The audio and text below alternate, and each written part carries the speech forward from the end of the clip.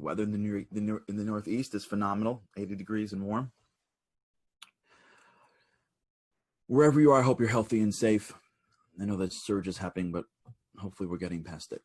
And we have that sense now that people are already moving past it. And I want to make sure that all of us, as we start, I hope emerging from this, we don't emerge from this in the way that we walked in. We're growing, we're changing. One of the things that we've been speaking about a lot is this idea of needs, significance, connection. How when we go after these needs in the proper way, we end up getting a real autonomy, an autonomy that is long lasting, an autonomy that enables us to have real relationships with people. You see this a lot of times with people where they achieve a certain level of success in one area. Let's say somebody was really pretty in school, or someone was a great athlete, or someone was really smart. And they have a group of people around in which they've achieved their significance. They were popular. There's a group of people in which they feel the most successful financially or in careers or whatever it is. And then as they get older, things change. People change. It's time for new friends. It's time to expand out. And it's hard because we've conditioned ourselves to a significance that is based on the attention of others. And when I branch out to other people, when I go to new environments, when I have to make a move, I may not get that attention. So you see people sticking with the same comfortable friends or relationships for years after they don't need to, not because they're in the greatest environment. It's because they don't know how to live their lives and be autonomous. Same thing with significance and symbols. They can't branch out to new industries, to new areas. They can't take a chance in which they may fail because it's not about winning and losing. It's about what will happen to my symbols, what would happen to how people think that I'm important. If you get into that world, we're not free. You may look free, maybe on a yacht. I don't know. You're not free. Freedom isn't based on your physical proximity to an area that you want to go to. Freedom is based on your mind and your soul. When you're free to think new ideas, when you're free to create new relationships, when you're free to not get sucked into controversy. That's freedom. We can get that. That's called autonomy. That's where greatness lies, because greatness is always going to take place in different moments. Greatness is always adapting. It's always holding on. Greatness is always being somebody that the world around you doesn't necessarily accept yet. You look at the greatest, let's forget more esoteric, or let's say, forget like religious leaders or thought leaders. Let's take like straight up like business leaders. The greatest business leaders we had were doing things where the world thought they were crazy. If they didn't have a measure of autonomy within their own self, they would never push their product or company long enough for all the naysayers, because when something is new, most people haven't done it before, so they haven't seen it before. So we're driving towards this world of being really autonomous, of being really free, not free from who you are, not free from the divine spark that you are, free from the world that is around you. And only when you're free from the world that is around you can you actually give to that world, and can you actually have a chance to lead in that world. A leader can't be subject to the whims of his crowds. It's not how it works. We may live in a world where people make speeches based on polling numbers, but that's not true leadership. Leadership is not being subject to the whims of your people. It's understanding them. It's delivering for them, but real leadership is leading them. A parent doesn't take a poll as to what the kids want to eat, and when they vote, all in favor of ice cream for dinner, mom and dad are like, okay, but I need you to like me. No, we want to include you. We want to be part of it, but we're mom and dad. We're going to decide, especially when you're little, when you get X and Y. At the end of the day, leaders are at the front, and you can't be at the front of anything in your life if you need the world to make you feel good. Where we ended off yesterday is this idea of the search for truth. That when we are doing this, the greatest trap that gets in our way is mixing truth and peace. Peace is, how am I going to deliver it? Truth is it true? And our brains go so quick to, it's never going to happen. It's never going to happen. I can never do this. I can never have that conversation. I'm not going to leave my job. I'm not going to be able to, come on, come on. All of this is in the world of peace. Peace is, how am I going to administer it? How am I going to come to peace with delivering this to a human being that's not me? How am I going to come to peace with all the things that are the complicated pieces to being able to implement my dreams? So we go straight to the end and go, it's never going to happen, and we give up in the beginning. This is why in the beginning, when we were talking a few weeks ago, we started talking about doing the ideal. Remember that? Vision, the ideal day. Why do we do this for? Because in that world of being in the future, we free ourselves of the piece, the integration piece of this. But I can't do it, but I can't do it. Okay, it's in the future. That's why the eulogy is so powerful, because the eulogy, we're not even around for the eulogy. So we're totally free. We don't got to worry about doing anything.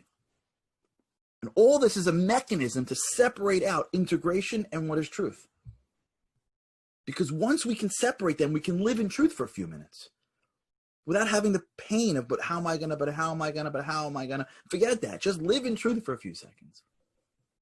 If you live in truth for a few minutes, you get to actually question why we do what we do. If you have someone in your life that you can share this with, then you're 50 yards ahead of the rest of the world. And if you don't, it's called pen and paper or a keyboard, where you deliver your truth in words to yourself, and then you come back to those words and see them again, and then you're creating a measure of distance between the words and you, even though the words were you yesterday. But if we don't have a mechanism to be able to deliver over what's in our heads, how are we going to analyze it? What company would ever be like, we'll figure it out? What government could survive? Well, some were trying to. What government could survive with, we'll figure it out? How could you build a bridge if you're just going to figure it out as you're crossing the river? Why is our life any less important? How are we going to figure it out if we're not willing to extract it out and analyze it and really question it? Why am I doing this? Why am I with those people? Why am I still in that relationship? Why can't I just try this thing? What's holding me back from being greater? Why can't I launch this? What? I don't understand. Why am I how come every time I walk into the room, this person bothers me? Is it because she's wrong, or is it because I'm threatened? Last time I had a great opportunity. My daughters are part of this great group. It's amazing what kids do. So there's a group of girls that every week get together on Zoom, and they have speakers and they answer questions, and they're just trying to encourage each other. It's incredible. So I was answering questions, and one of the questions came up. We were talking about having self-worth, and one of the questions came up, and it was, teenage girl. She says, how come I'm looking over to a friend of mine, and she's like the fun personality type, and I realized that I can never be like her. So how do I not talk bad about her? Right? You see, like it was like a confused ball of emotion questions, all like in lowercase. You know what I'm saying? Like no spelling, just like standard like chat stuff. Like lowercase I, caps wherever, exclamation points in different places, just a random stream of thoughts. And what she was saying is, the reason why I speak badly about this person, is because I want to be her, and I can never be her. So I need to like release the valve that way.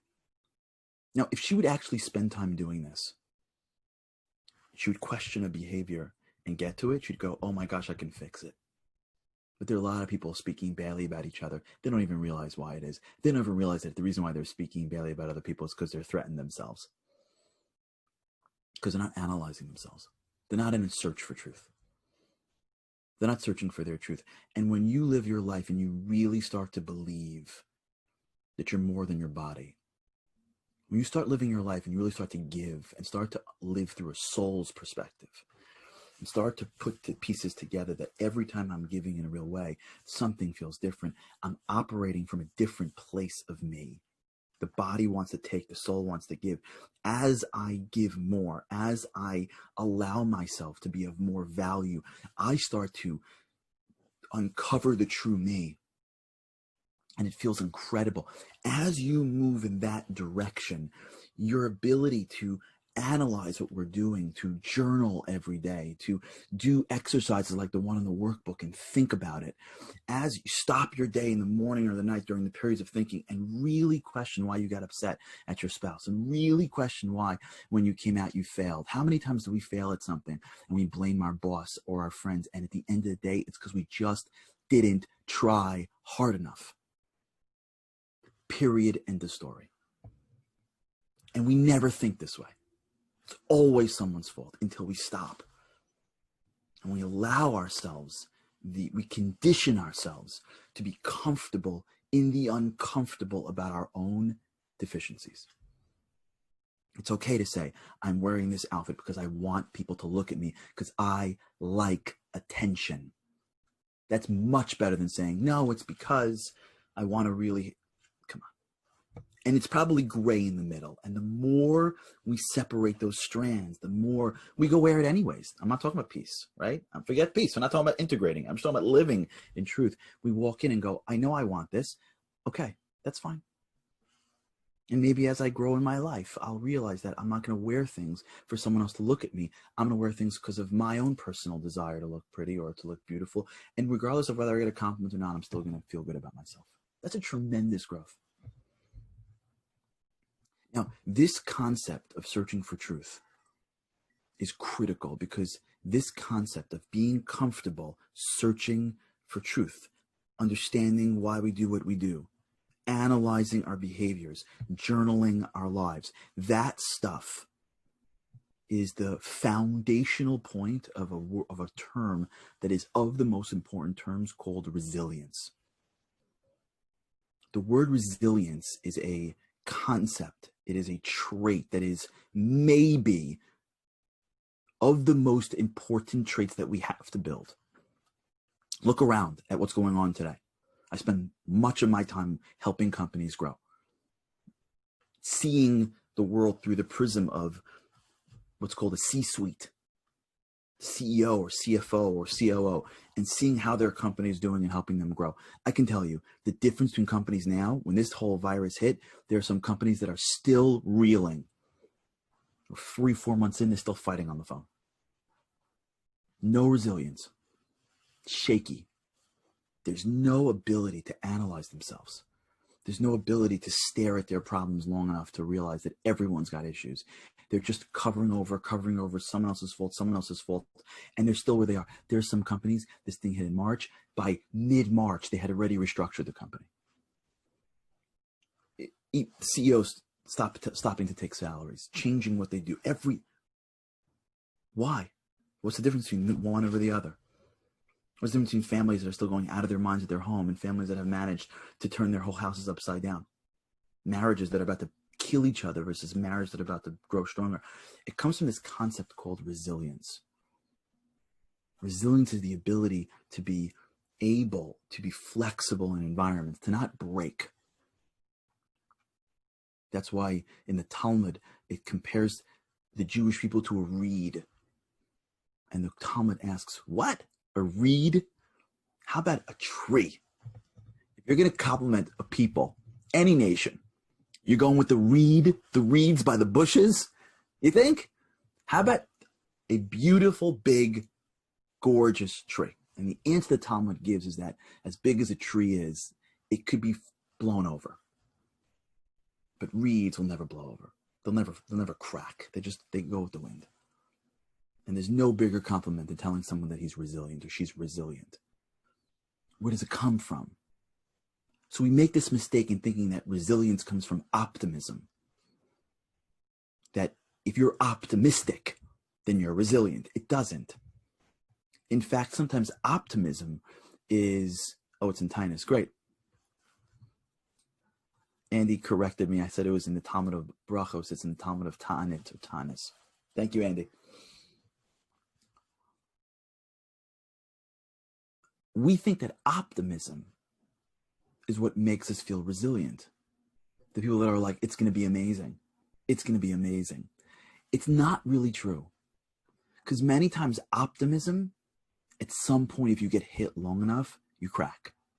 The it's going to be amazing way of seeing the world without any change. Just like, don't worry, it's going to work. Don't worry, it's going to work. Don't worry, it's going to work.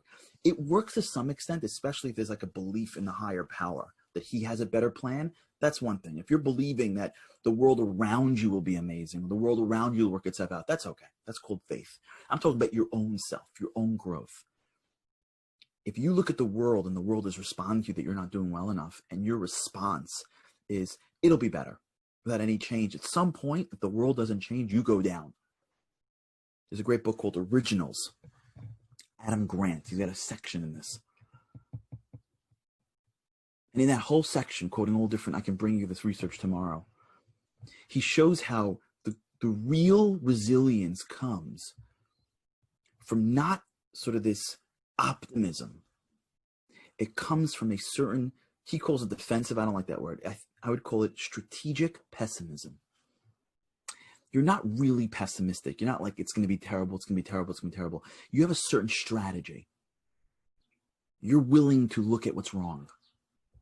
You're willing to see where the problems are. And as where others want to move past it because it's uncomfortable, as others want to come out of conversations that are difficult, as others want to move past their own faults because they don't want to think about it, these real resilience allows you to stare at your problems longer than everybody else and know that who you are is a source that is beyond what's in front of you. And if you dig deep enough, you'll find a way. You see, that's not like really optimism, but it is optimism. It's optimism, not that it will work out. It's optimism that you will work it out or you will grow from it. Let's say that's better. But this concept of searching for truth that we've been speaking about requires us to build the muscles of stamina. Right. Awesome, Liran. You guys are missing this. The Zoom people, you have to recognize, if you're on Zoom, you got to be here with me. I got Andy, I got Liran, I got a crew of people that are posting all day as we're talking, lines and quotes and links. This is the value of being on Zoom with us or on Facebook. Andy, you got to post Liran's concept. Oh, Liran posted on Facebook too. Everything is figure-outable. There's a new language we're forming here. I think nuancical is our word, and figure-outable is one of our words. We'll have our own daily boost vocabulary one day.